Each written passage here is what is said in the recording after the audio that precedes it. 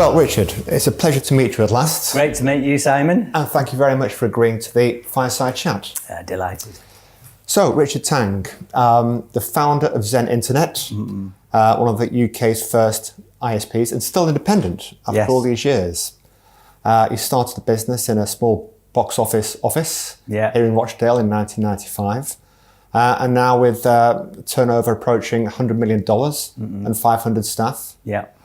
But you're also very well known for a fairly unique philosophy of putting people first before the business. And when did that start and what triggered it? And what's been the impact on the growth and development of Zen? Oh, yes. Big question, I'm sorry. So I think I want to go back to when I was at primary school. Sure. And because I don't know how old I would have been, 8, 9 maybe.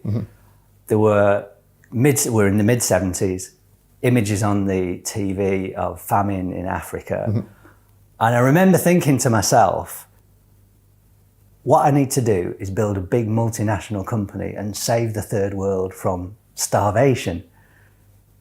And it's an odd thought for an 8 or 9-year-old to have, but that thought sort of stuck in my mind as something. And then, as I went through university and into my career, that thought it sort of disappeared. In the early days of Zen, that thought was also, nowhere to be seen. Too hard. It was just, I need to spend every minute of every day just trying to get this business off the ground. When it started to get off the ground, I guess I thought, there was something in me that thought, I want to run this business in the right way, a people-focused way. I don't want to always be chasing money. And the more I saw of Zen growing and the more I saw of the way external organizations worked, the more I formed this view that what's going on in the world is not sustainable. We have a capitalist system which is structured to chase money. Big organizations have a duty to deliver return for shareholders. That's their ultimate purpose. So everyone that works within that system has a duty to work in that way. And we set up bonus structures to encourage that, which is, of course, great for the shareholders in the short term. But it leads to very short-term thinking. It leads to decisions that are not in the best interests of the well-being of people, and certainly not in the best interests of sustainability of the environment. So you've got, on the one hand, a huge body of people that say, we need to have a bigger focus on the environment, we need to have a bigger focus on people, but we've got a system that encourages different behavior. And it was very clear to me that that's great. So what can I do about it? Well, certainly at Zen, because I'm the sole shareholder of the business, I have the luxury of creating something that is outside of that system. So just over 10 years ago, as these thoughts became more and more clear to me, I set the 3 objectives for Zen as being happy staff, happy customers, happy suppliers in that priority order. And what I said to the whole business and all the management team was, this is the reason we exist as a business.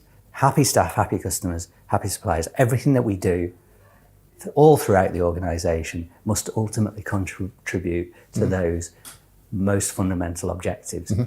Now, I went on to say, don't get me wrong, we're a commercial business. We need to make money. We need to profit. We need to work hard.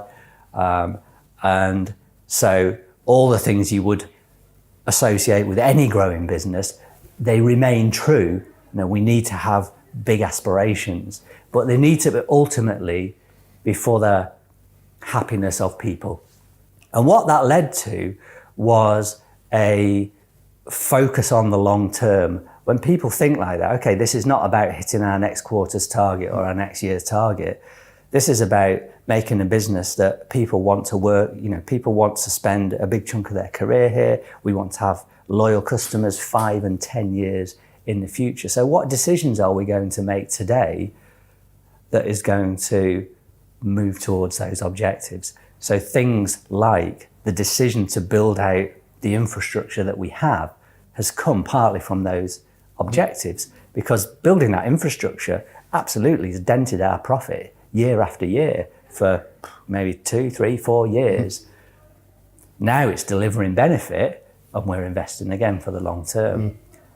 And I can see, many of our competitors have not had that luxury, because as a CEO or as a senior manager to say, okay, I'm going to dent the profit of this business for the next 4, 5, 6 years for longer term benefit, people are not thinking in those terms. So they make shorter and shorter and shorter term decisions. One of the analogies that I've used many times is the financial crisis 2008, which was driven by incredibly short-term thinking, fueled by enormous bonuses. And it nearly brought down the entire financial system of the world. An enormous number of people lost their jobs, lost their houses, lost their businesses.